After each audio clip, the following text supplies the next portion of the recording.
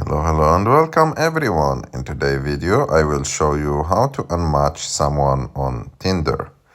To do this, it's very simple. You have just to go to Tinder, open the app, and go to the chat section.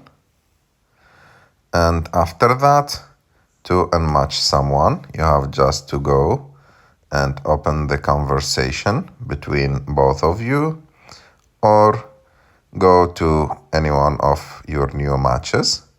For example, I will check this profile.